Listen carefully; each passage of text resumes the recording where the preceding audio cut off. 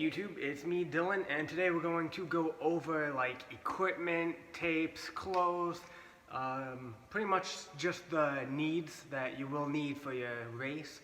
So for the ultra, you're gonna be out there all day, so the best way to like not fail or get disqualified, try to increase the chance of not getting blisters, or at least delaying the buildup of the blister. So I'm gonna go from your feet to your head as clothing goes. So I'll put also the little corner, what the item is if you're interested, and let's go. So Body Glide, this is pretty much like deodorant, I guess you would say, for your feet. So you just kind of put it on your feet and it helps like not as much friction. Then after that, you put your blister prevention tape. So that's also another layer of not letting your feet, side by side in friction. And then like a pair of socks, probably like ankle sock, and make sure that they're not cotton.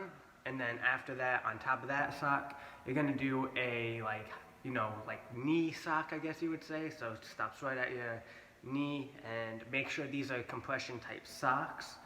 And then let's say after the socks, you can wear leggings that'll help on probably your rope and the tyro traverse. That's kind of like a obstacle where you're sliding on a rope like Spider-Man. So you don't want to burn your calf muscles and your calves. Just kind of keep your skin good to go for the next upcoming miles to go. So wear the leggings and the long socks to prevent also, skin burn. Let's see. On top of that, you have like running shorts. You don't want to wear like your basketball shorts, kind of, they too much weight, too heavy, and very not needed, and they soak up water, so that's just more weight to drag along with you. Then after that, a pair of boxers or a pair of like underwear that's not cotton, so you don't have like the chafing down there. Then you're gonna go to a shirt, make sure it's not cotton as well. So anything dry fit you can find at Walmart, Target, a running store. And also they have band-aids for your chest, so you don't have like chafing or blood. I'll put a picture in the corner for an example of, you can actually bleed there if you have your skin chafing against your shirt for too long.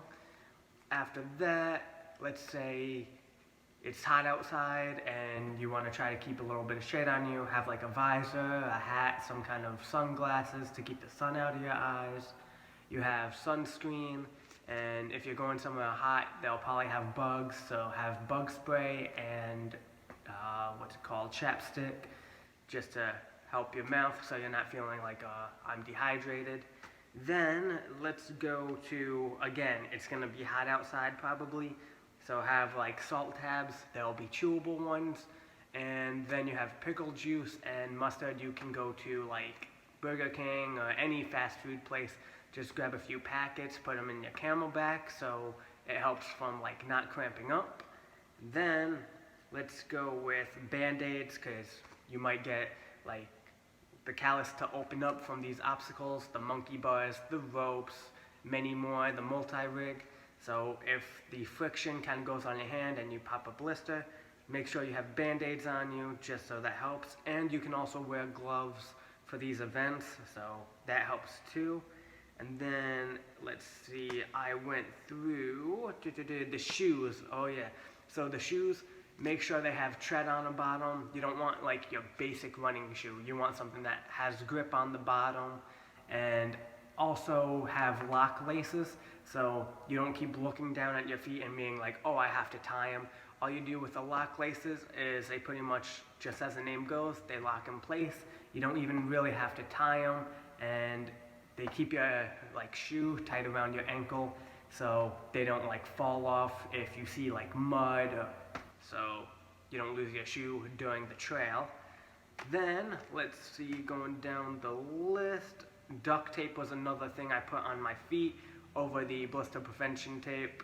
So it just all helps. You don't want to go mile 15 or mile 20 and have a blister, and it's just hell after that point. So it kind of tries to delay it from going through such pain.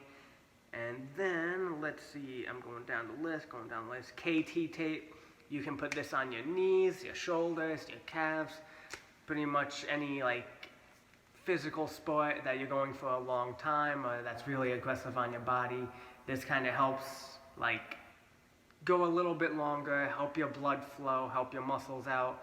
And then for me, for my knees, I'll have like a knee sleeve to put on top of it so it has a bit of compression for these races. And then you have arm sleeves. Maybe it might be a cold morning, so you can just sleeves to put on your forearms just to stay warm until it gets a little bit warmer outside in the afternoon. And then I went over that. And now this will be for after the race, so you'll be all damp, muddy. You won't really want to move. So one mistake I did was from one race, I didn't bring a pair of sandals because those are so easy to just put on your feet, take off compared to regular sneakers. So definitely bring a pair of sandals after you're done just so it's easier to walk around in. And dry clothes. You don't want to go in your car all muddy and damp. And it's also just I don't know, it just helps alleviate like, oh, you just did all that. So, and then things for like just in case if it's like rainy outside, have like a raincoat. So just like bad weather or it's cold, just something, and make sure it's lightweight. You don't want something that's like bulky and heavy to hold you back. And especially after 4 o'clock, maybe 5, it might be getting dark outside, it's mandatory to have a headlamp. So I got one with like extra batteries just in case 1 or 2 of the batteries go bad. So just make sure you have a backup of batteries so you can see in the darkness that, you know, maybe you do this race till like 8, 8:30, 9 o'clock is the cutoff. But anything below or before that time, just so you can see what's in front of you, just potholes, you don't want to twist an ankle or anything. Shin guards, maybe if you have like bad shins or calves, just something to help you out with that compression. Your Camelback, you're gonna have whatever drink you want to put into it, that's all up to you. I use Tailwind, it just has a bunch of calories, sugar and carbs to keep me going.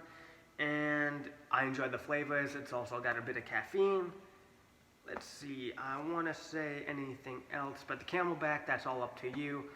The main things to have as food-wise is just make sure you have your carbs, your proteins, your fats.